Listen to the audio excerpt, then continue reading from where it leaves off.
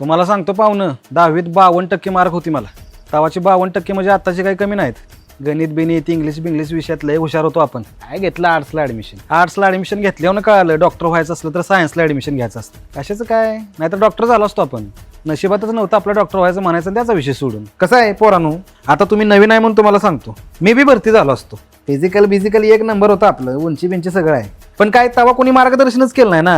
नाहीतर काय नशिबातच नव्हतं म्हणायचं आपल्याला त्याचा विषय सोडून. चुलत मामाची पोरगी एक नंबर दिखणी, तिचं माझ्यावर माझं तिच्यावर जीवापाड प्रेम. काय केलं त्या मामानं ठरवलं दुसऱ्या पोराबर लग्न. ती आली माझ्याकडे आणि मला म्हणली एवढीच्या बार मी त्याच्यावर लग्न कर, तुला काय नोकरी नाही. तेव्हा काय मी बोलू शकलो नाही ना. आपल्या नशिबातच नव्हती म्हणायची त्याचा विषय सोडून तांबाट्याच्या प्लॉटला अर्धा एकर वावर तयारच केलेलं, रोपं आणून नुसती लावायचीच होती. काय बरोबर जमलं नाही आणि त्याच वर्षी बरोबर टमाट्याला दर आला. तुला सांगतो नाही म्हणलं तरी करोडपती झाला असतो मी टमाट्याच्या पैशात. आपल्या नशिबातच नव्हतं म्हणायचं त्याचा विषय सोडून दुसरं काय. तुम्हाला सांगतो पाहुणं, पाटण खोऱ्यात गेलेलो वन अधिकारी म्हणून कॉन्ट्रॅक्ट बेसिसवर. साताऱ्यातले आम्ही 10-12 जण होतो. सुरुवातीला म्हणली ती कॉन्ट्रॅक्ट बेसिसवर करा, काय दिवसांनी तुम्हाला सरकारमध्ये सामील करून घेते.